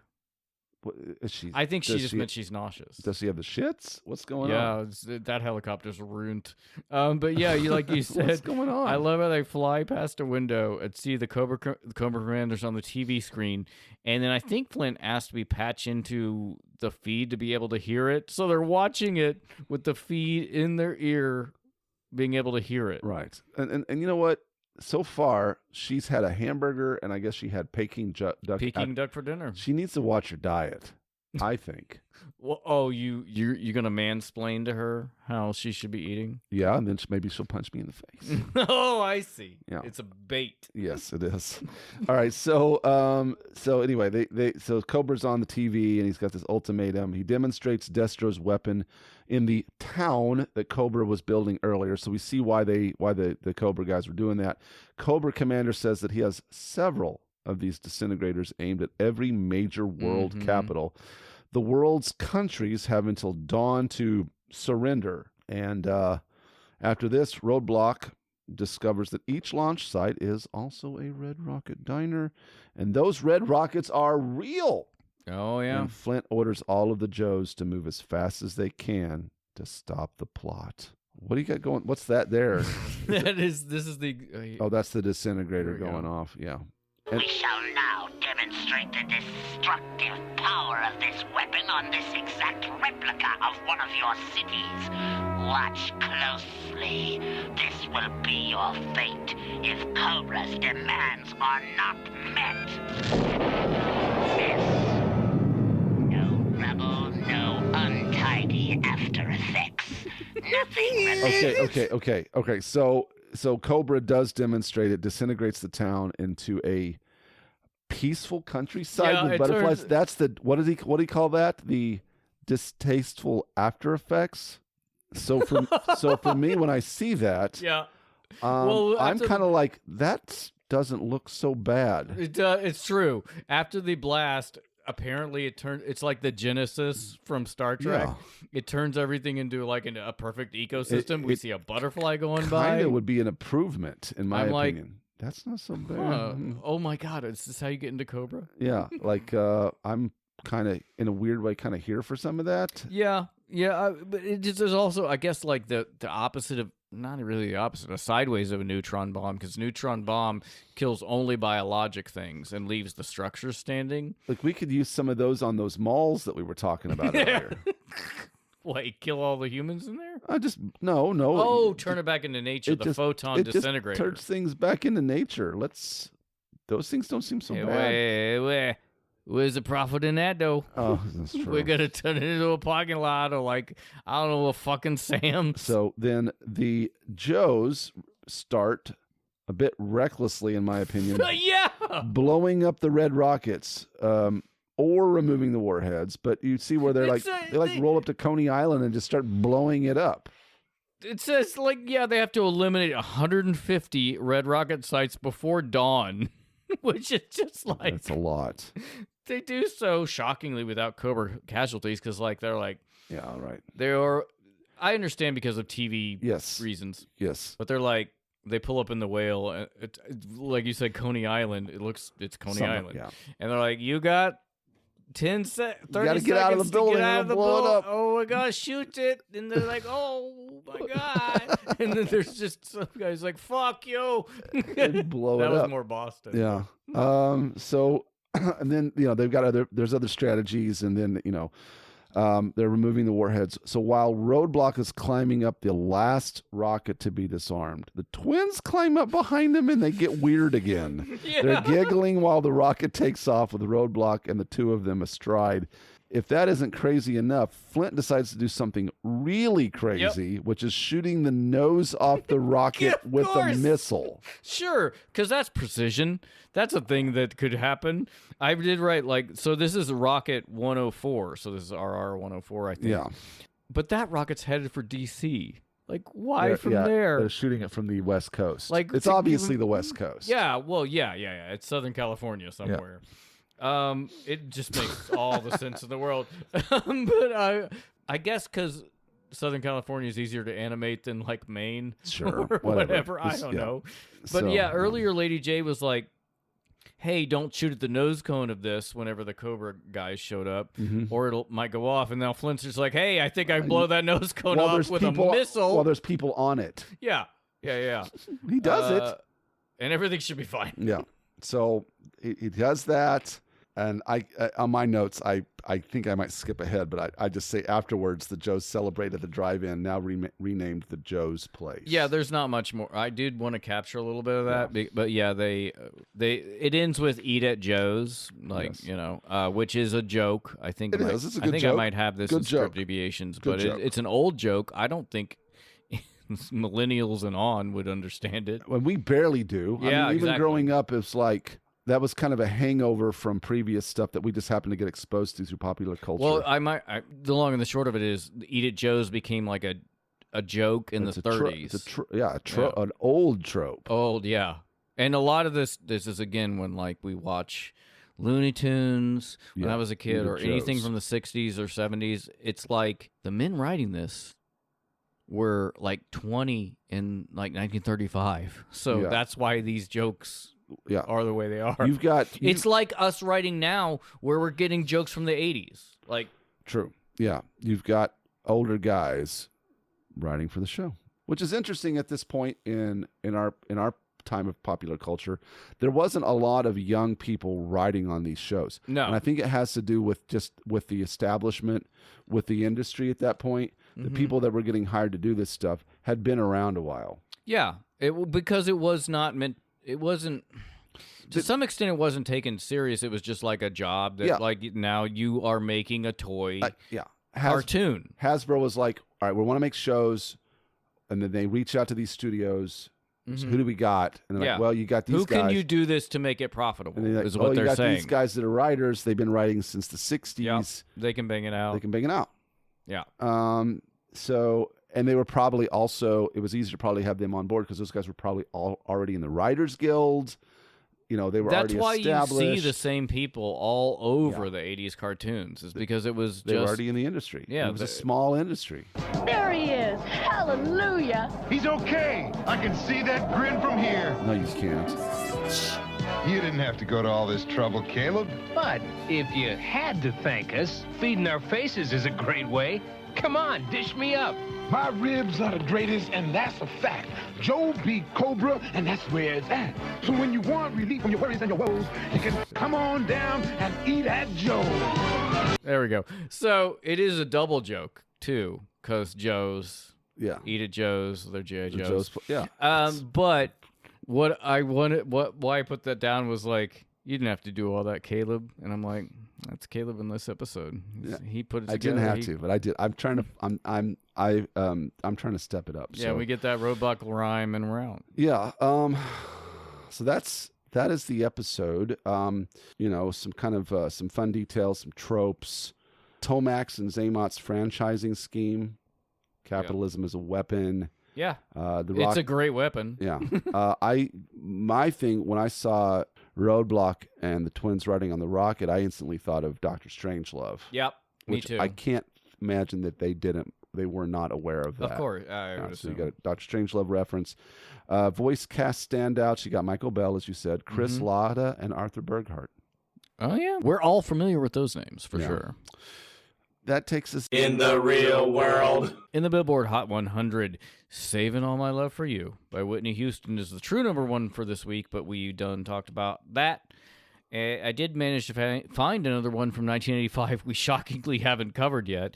It gets increasingly difficult to find real-world stuff that we haven't covered for 85 but I like, and I Joe. I like what you dig up, though. Number one for 1 week in May of 1985 was Crazy for You by Madonna. And it was featured in Crazy for You. It was featured in a film that nobody else saw but me at the time, Vision Quest. I've never heard of that. Starring Matthew Modine and Linda Fiorentino, which makes sense because I remember basically nothing about it, so I guess it wasn't that good. The song was written by John Bettis and John Lind and produced by John Jellybean Benitez. I'm going to throw way too many names at you right now, but the history of the song, according to Wikipedia, was thus. John Peters and Peter Guber produced Vision Quest, the movie, that no one saw, while Joel Sill, Warner Brothers Pictures music vice president, and music director Phil Ramone were in charge of putting together the soundtrack. So Sill got in touch with Bettis and Lind and asked them to write a new song for the film. The duo came up with this, Crazy for You, after reading the script, and decided to use it in a scene in which the main characters, Matthew Modine and Linda Fiorentino, dance together for the first time. So this is just a little side note. Producers of the film of Vision Quest also produced Flashdance and DC Cab. It's really interesting. The latter of which also is not well received, but it is awesome in a weird, boring way, kind of, surprisingly, because it co-stars Mr. T just 1 year after he played Clubber Lang in Rocky 3, so you can cross that off your bingo card. There you go. I do like this song, but it's certainly better than the movie in which it's featured, marginally. Touch Me Once, and I Know It's True. I only wanted... For me, it's Punch Me Once. Punch Me Once, and I Know It's True. Number one at the box office. Oh my God, we've done so many 1985 movies. So the true number one this week was Commando, which is my girlfriend's favorite action movie. Stick around. That is Predator. Let off some steam. No, that's Running Man. No. What does he say in Commando? He said, well, there's one thing where, remember when I told you I'd kill you last? I lied. I love it. We covered that one way back on episode 123, City of Steel. Ugh, an OG G1 Transformers episode I loathed that both of my other friends liked so much. I will stand the wackier, the gumbier the episodes for that first season of Transformers, the better for me. That was the gumbiest episode ever. They were the bendiest characters made out of rubber. This alligator is big and heavy. And heavy. So today, let's cover a super fun, if muddled and not very good film. The 1985 comedy that's just in time for the season, Summer Rental, starring John Candy. Oh, my goodness. Do you know this movie? No, but my wife went down a John Candy kick a couple of weeks ago, and she's been going down a weird 80s kick. She watched Uncle Buck, and then I came home night before last, and her and the boys were watching the 87 Dragnet movie with Dan Aykroyd and Tom Hanks. Weird. I was like, holy shit, I forgot all about this movie. Yep. I'm going to recommend that one to her next. Yeah, it's fun. It's super fun and also very short. Yeah, that's good. Summer Rental is a 1985 American comedy film directed by Carl Reiner, written by Mark Reisman and Jeremy Stevens, and stars John Candy and Richard Crenna, with supporting roles by Rip Torn, Karen Austin, Cary Green, John Larroquette, the older me. Yes. Fantastic. And Joey Lawrence. Very young Joey. Whoa. Well, He doesn't say whoa. Caleb, an old Joey. Yeah, it's 85. Of course, it's a young Joey. Yeah, they've gone back and they've George Lucased it to where it's Joey from Blossom. Yeah, it's this weird CGI. What's the term? The de-aging or de-aging, but part of that for me is that where the realer, you try to make somebody look, the weirder they look, tries to look. The Uncanny Valley. Uncanny Valley. Oh, sorry. Well, thank you. Go ahead. So the movie's about an overworked air traffic controller played by John Candy who's put on 5 weeks paid leave against his will. And I'm like, oh no. 5 weeks? What? You bastards. So he takes his family to the fictional resort town of Citrus Cove, Florida. And he experiences hilarious mishaps and contends with an arrogant sailing champion. And it ends up with a regatta, like a regatta race where I love it. It's a ragtag, he's got to win situation. Yeah. I wish I could put on a 5-week vacation. Oh, man. God, yes. Mandatory. Because I'm an air traffic controller and I freaked out because there was a fly on the screen. It is so yeah. It's so funny because, the thrust of the movie is they go to a restaurant that has a long wait. It's stand in line. They don't take reservations. And they get up to the front, and then this guy walks in with 6 of his guests and gets a table right away. And they're like, no, he is always here. And then the guy John Candy gets in a fight with them because he took the last lobsters. And then it sparks this whole weird thing where they end up getting in a bet. Also, the guy buys his summer place and evicts him, and then they get in a bet where, if John Candy wins the regatta, everything is square. It's a standard 80s comedy. Yeah. Complete with montage. What's it called again? Summer Rental. Gotta watch it. An original music score for it was composed in the film by Alan Silvestri, who is fantastic. It's not John Williams. If it's not John Williams in the 80s and 90s score, it's probably Alan Silvestri. Okay. I believe he did Back to the... in the United States and Canada, this film made $5,754,259 on its first weekend, ranking second at the box office. On its second weekend, it grossed $3.7 million in 1,600 theaters, a 35% decrease over the previous week, ranking 6th. On its fifth weekend... It made over $1 million for a box office total of $21,579,838. Okay. And it made another $2.8 million on its sixth and final weekend, with an increase of 171%, climbing to second place behind Back to the Future.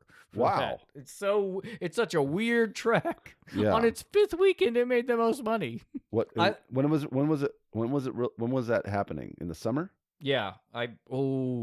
What time of year? I'm wondering when that fifth week was. It was released August 9th, 1985. And that was pushing it into Labor Day weekend. Yeah. It jumped back up on Labor Day weekend. You're probably totally right. Probably a pretty good idea. Yeah. I think it made basically $24.7 million. So it was a success. It was. Yeah. but nobody.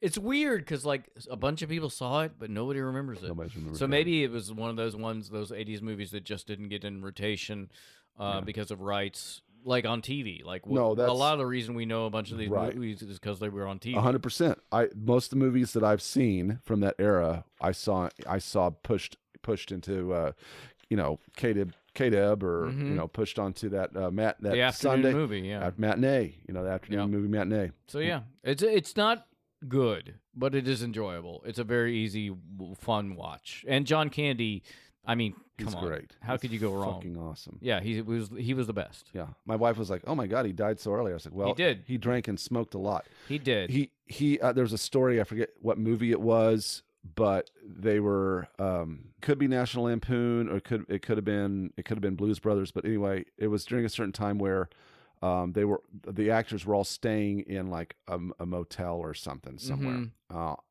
instead of having trailers per se. And I forgot who told the story, but a famous person, and they were partying in John Candy's room, and he had come in, he had a bathtub in his bathroom, and he just filled it full of ice and beer. Mm-hmm. And they were like, "John, you got a lot of alcohol in here." And John Candy's like, "Beer's not alcohol." So Canadian. Yeah. So, the man drank a lot of beer. We give this to babies. Yeah.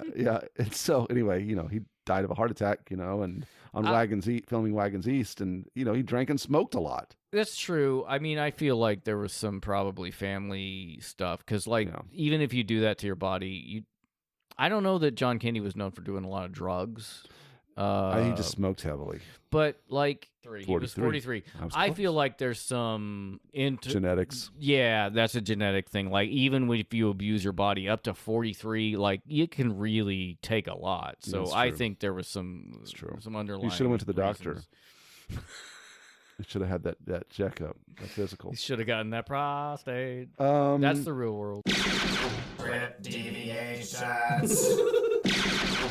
There's not a lot out there on this script, shockingly. I keep mentioning Joepedia, but it's not really Joepedia. It's gijo.fandom.com that we go to, which has 90% ads, and it takes you 2 minutes to get everything to load. It's the worst. So miscellaneous trivia from this episode. Okay. Lady J uses a javelin with an attached rope, which she stabs into a helicopter. Here's some insults from this episode. You old goats, which we captured. Yeah. Roadblock calls Recondo a snickering ape. Lady J calls a Cobra Trooper sucker. And then Roadblock calls Cobra Troopers bums. Yeah. One Cobra Trooper to another says, "You fools." Real world references. So this one is my favorite. This is this title is a reference to. This is what is on the Joe Fandom website. Gotcha. The title is a reference to the Star Spangled Banner and the rocket's red glare, the bombs bursting in air. And I'm like, thank you. Thanks. Also, on the Joe fan site, there are 2 technical errors within that one sentence that contains 20 words. The Star Spangled Banner, repeating "the" for no reason, and the fact that the period after and the rocket's red glare, in quotes, is outside of the quotation marks. And I know I've said I'm not a grammar Nazi, and I'm not, but I am a technical Nazi where I'm like, tuck that motherfucking punctuation thing inside those quotes. I got called out for not using the Oxford comma this past week. And I originally growing up used the Oxford comma, and then at some point I was told not to. Yeah. Probably in college writing papers, and I haven't used it since. And then I got called out from people that write policy saying, no. Yeah, you got to throw that Oxford comma in. Because it changes the meaning of a sentence sometimes. Yes, it's like, well, and my boss made he said a good example is when you say "let's eat, comma, Grandpa." Let's eat Grandpa. Let's eat Grandpa. Yeah, exactly. So I was like, oh, okay, but that's not an Oxford comma situation. No, it's not, and I wasn't going to question his. I still thought it was funny, but yeah, it is very funny. So I was like, okay. For those of you who don't know, an Oxford comma is whenever you have a list of things let's call it 3 things. 3 things like sandwich, comma, lettuce. What do you have on the sandwich? Yeah, I had lettuce, comma, tomato, comma, and pickle. Beef. That's an Oxford comma. If you don't put a comma after the second thing, it can change the meaning of the sentence. But anyway, so I guess I got to get back in the habit of using an Oxford comma again. Yeah, that's the problem is, like, especially when we were growing up, punctuation and, like, grammar rules were changing. Like, do you remember whenever, I don't know, I feel like in typing class, we were told to make 2 spaces after a sentence. Yes, that was a common thing. I don't do it anymore. I don't either. But yes, definitely. Yep, that was a thing. Nobody does it anymore. I did that for a while, writing papers. Me too. Yeah. And you're not supposed to anymore. And I'm like, that makes complete sense. Why would you? I think it was just a holdover from when typewriters were bad. I got some animation and technical errors here. The map of the United States is very poorly drawn, says Joepedia. Yeah, sometimes, but then they had that glowing overlay where all the ones on it was perfect. That was accurate. So that's basically script deviations. A bunch of the trivia on the Joe fan site is not so great. I'm sorry for anyone who fucking contributes in a NyQuil haze, because that seems like everyone who's posted on there. But let's rate the scheme. Yeah, so Cobra's scheme, or I guess. Yeah, I would call it Cobra's scheme or by way of the twins. Yes, by way of extensive enterprises. Let's consider them one thing. It's not bad. No. Like, because if you go with my scenario, where they bought the corporation that owned Red Rocket and then decided to start buying the locations. Mm-hmm. That was weird. I would rank it as a 7. Okay. It's weird. I'm looking at... Yeah, go ahead. I'm sorry. No, it's below the radar. I just feel like it's kind of below the radar. Like, why? Because nobody investigates corporations. Yeah, but unfortunately, those rockets are not below the radar. That is the problem, especially when you're launching from Southern California to the nation's capital. There's definitely going to intercept that. So did Roadblock and the twins ride that rocket from Southern California all the way to the East Coast? Yeah, because they splashed down, and I don't think it was the reflecting pool of the Lincoln Monument. They're definitely in the D.C. metro area. Yeah, for sure. It's a long ride. It was in the wow. That also, like, good job breathing, guys, way up there. And hanging on. Exactly. All of it. I'm impressed. They got they've been doing that machine where you work your legs in. Thigh Master. This was the decade of Suzanne Summers. Yeah. At this point, I'm looking at my notes. At this point, I just wrote down 6. So whatever that means. Yep. That's perfectly valid. 6. I'm just going to leave it at that. This is where it's like Whose Line, where the rules are made up and the points don't matter. Right. Iconic Joe moments.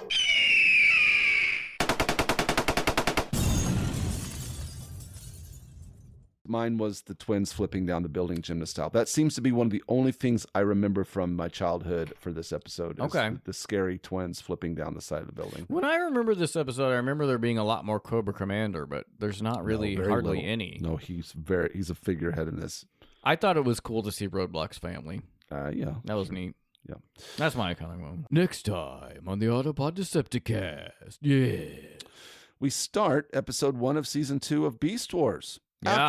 Aftermath. Did Prime die? Did he just fly away and peace out?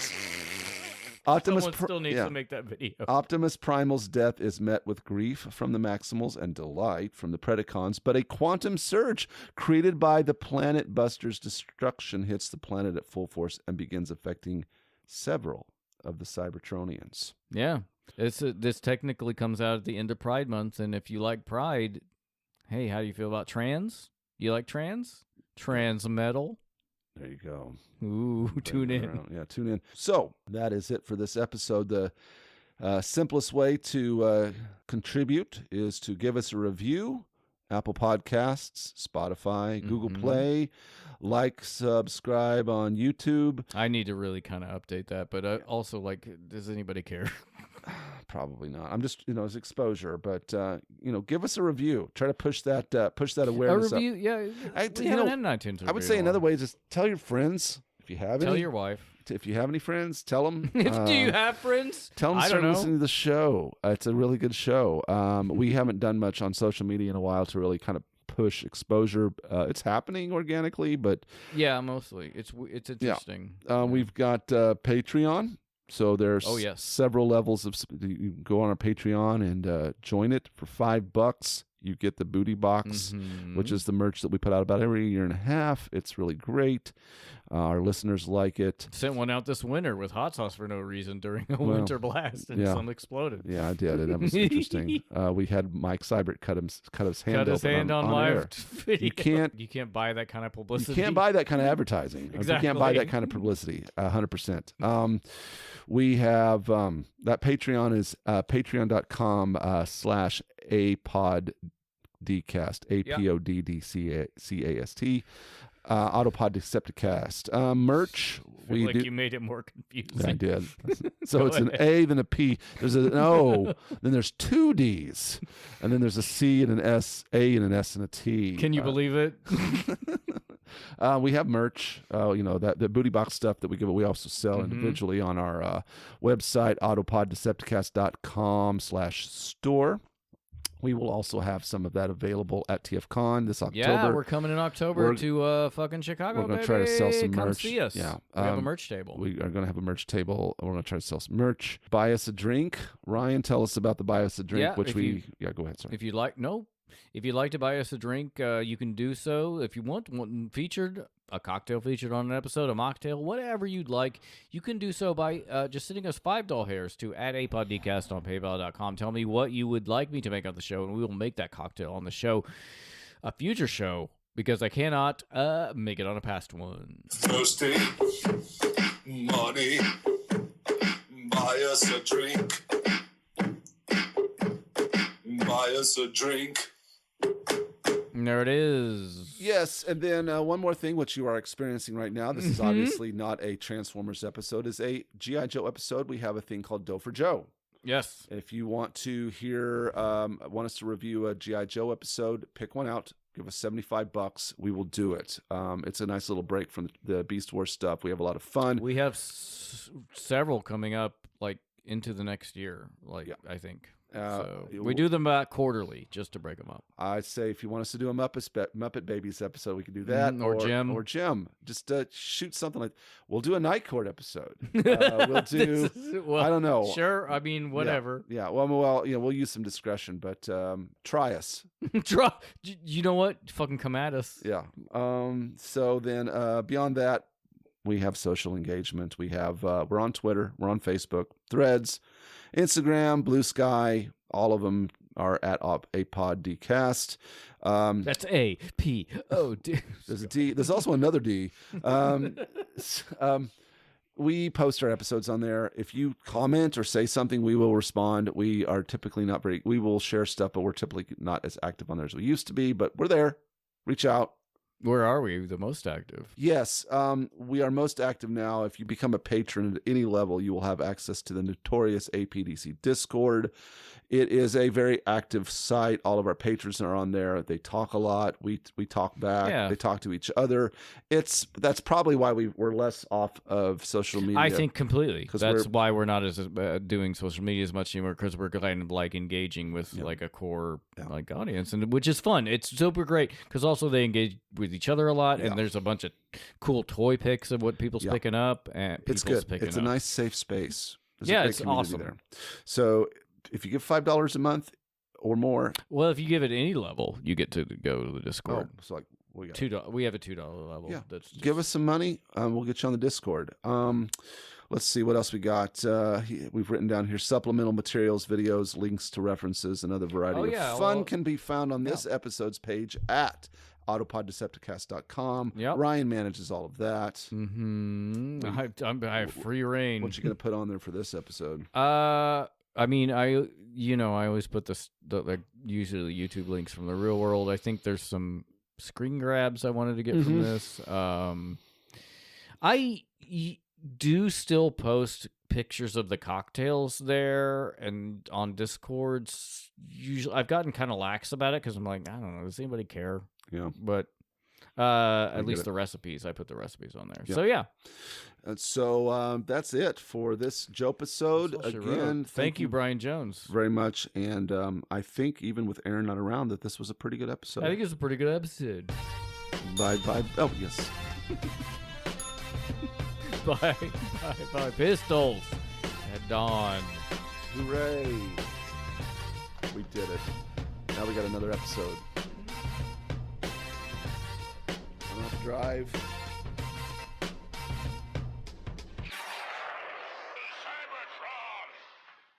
Cells is the sponsor of Autopod Decepticast. Yes.